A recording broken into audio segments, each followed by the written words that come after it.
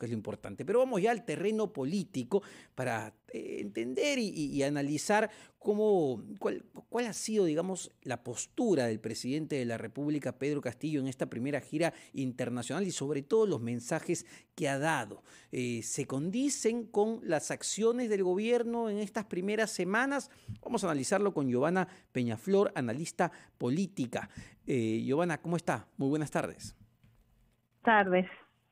Bueno, hemos escuchado de parte del presidente de la República, sobre todo el día de hoy, ante la OEA, ante los empresarios en los Estados Unidos, la Cámara de Comercio en este país, tener un mensaje incluso amigable, pro inversión, haciendo un llamado a las inversiones para que vengan a nuestro país, que se van a respetar las reglas de juego, que van a haber las garantías necesarias. ¿Estamos, te parece, Giovanna, frente a un cambio de discurso o este discurso se condice con lo que vemos en la realidad en nuestro país en las últimas semanas? Bueno, en realidad el presidente Castillo ha venido señalando desde la segunda vuelta que no representa ideas comunistas, que su posición no es quitarle a uno para darle a otros o expropiar. En ese sentido, yo creo que sí hay una línea conductora que ha venido él manteniendo desde antes de la segunda vuelta. Lo que pasa es que, estas declaraciones no siempre han ido acompañadas de acciones que vayan en el mismo sentido. O sea, por ejemplo, en el terreno económico, se ha señalado o se ha tratado de dar señales de tranquilidad con el nombramiento de Pedro Frank en el MEF o con anunciando la permanencia del señor Velarde en el Banco Central de Reserva. Sin embargo, parece que en ese campo falta mayor rapidez en la toma de decisiones, falta mayor coherencia, hay algunos, avances y retrocesos en el nombramiento de algunos funcionarios o en la selección de los mismos. Entonces, en realidad, los mensajes que se dan no terminan de resultar claros, ¿no? En el sector minero, por ejemplo, que ha sido mencionado por el presidente, hay una serie de conflictos que están embalsados, que todavía no tienen solución, en el cual el Premier, por ejemplo, obtuvo una tregua en uno de ellos, pero una tregua no es igual a solucionar el problema. Entonces, allí no aparecen ideas, novedosas o políticas que hagan pensar que lo que hemos vivido en años pasados, incluso antes de este gobierno, vaya a evitarse en términos de conflictos entre las empresas mineras y la población. Ahora, y Giovanna, te lo preguntaba principalmente por lo que dábamos cuenta el día viernes, quizás no el presidente Pedro Castillo, pero sí el premier Guido Bellido justamente en Apurímac, en medio de este conflicto en Las Bambas. Él le pedía a la población que lo ayuden con la recolección de firmas para el referéndum que busca instalar una asamblea constituyente para el cambio de constitución. Días antes escuchábamos a la propia vicepresidenta y ministra de Estado, Dina Boluarte, ir en el mismo sentido, hacia un referéndum para la constituyente. Entonces, por un lado, escuchamos al presidente de la República, pero vemos a altos funcionarios de gobierno con un discurso totalmente distinto. Pero por favor, Giovanna, me contestas después de escuchar a los anunciantes.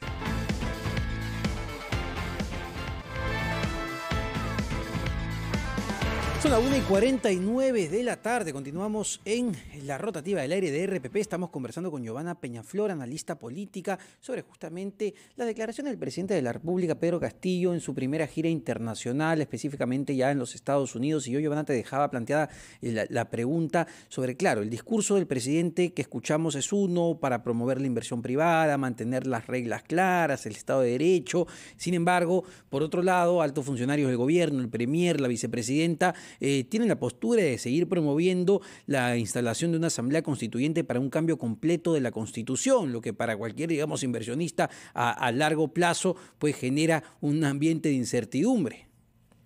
Bueno, no olvidemos que hay otros países como Chile que se encuentra en estos momentos en un proceso similar, ¿no? Entonces, de cambio de constitución. Creo además que en este caso particular el presidente en el mensaje de 28 de julio planteó un mecanismo que es el que debería haberse seguido, que sea el propio Congreso de la República que viera este tema para justamente aminorar las susceptibilidades o los temores que sectores de la población tienen sobre el tema. Que se haya dejado ese camino o que se esté dejando de lado sí es preocupante, y que se vaya por otras opciones más discutibles, que tienen más detractores, es un problema para un gobierno que indudablemente está débil. Entonces, atraer las inversiones, y eso lo sabemos, requiere algo más que promesa, requiere señales de estabilidad, pero obviamente también hay que reconocer que parte de la estabilidad se da cuando la población está, digamos, satisfecha con el pacto social. Y es obvio que en el Perú nos encontramos en una situación, en el mejor de los casos, de opiniones divididas, ¿no? Donde hay un sector importante que quiere un cambio y un sector importante que teme ese cambio. Entonces, para salir de ese entrampamiento se requiere un gobierno que sea transparente, que comunique más, que sea creíble, que no sea tan cuestionado como en ese momento lo es el actual gobierno, por motivos que no tienen necesariamente que ver con esta promesa de cambiar o no la Constitución, sino con decisiones que no deberían haber suscitado tantas controversias como, por ejemplo, la conformación de su gabinete. Claro. Ahora, ¿qué conclusiones, Giovanna, podemos sacar del interesantísimo reportaje que presentó ayer nuestro colega Christopher Acosta en Latina sobre las actas a las que tuvo acceso, justamente las primeras 4 actas de los primeros consejos de ministros, donde al presidente de la República casi no lo vemos participar, más allá de algunos comentarios bastante generales? ¿Qué conclusiones podríamos sacar de estas actas en principio? Bueno, que el presidente tiene que asumir una función de liderazgo más clara, no solo en los consejos de ministros, sino también hacia afuera.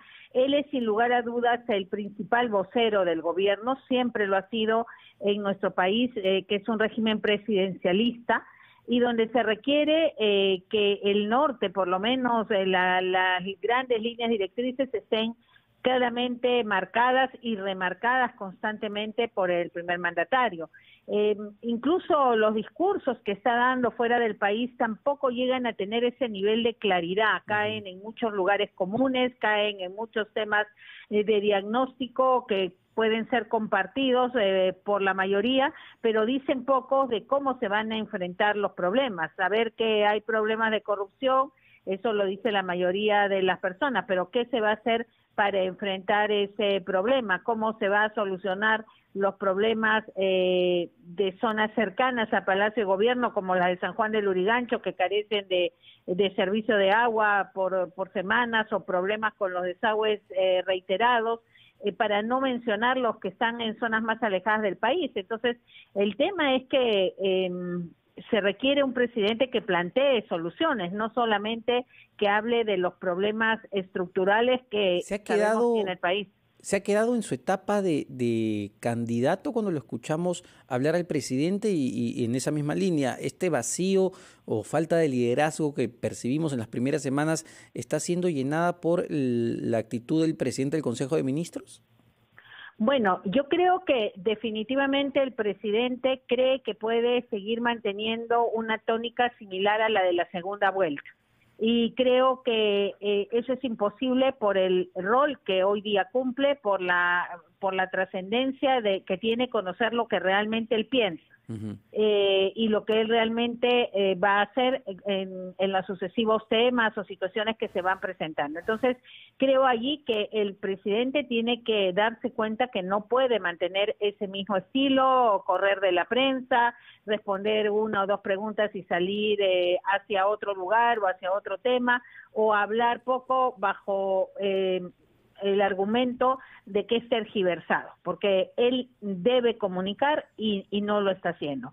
Ahora, en el caso del Premier y en relación a lo que tú señalabas, es como que él hubiera asumido que su rol es ser un elemento distractor, ¿no? Un elemento que llame la atención por las frases no sé si altisonantes o fuera de lugar o disruptivas, como quiera llamarse, antes que por su capacidad para coordinar. En lo que se ha conocido el día de ayer sobre las actas del Consejo Sí, de Ministros, pareciera es que el todo lo personaje es contrario. otro. Sí, exactamente. Exacto. Pero eso quiere decir que él ha asumido que ese personaje le sirve al gobierno. Y creo que eso es un error. Pensar que haciendo ¿cómo se llama?, de disruptivo o Ujú. teniendo esas relaciones está ayudando al gobierno o está quitándole peso al presidente, me parece que es una equivocación. Perfecto, Giovanna, muchísimas gracias. Muy interesante tu análisis. Giovanna Peñaflor, analista política. Solo como comentario, a ver, el presidente Castillo acaba de llegar al hotel donde se encuentra hospedado después de salir de la oficina de la delegación del Perú ante la OEA y luego partirá hacia Nueva York para continuar con sus actividades. Pero ya son las 1:56.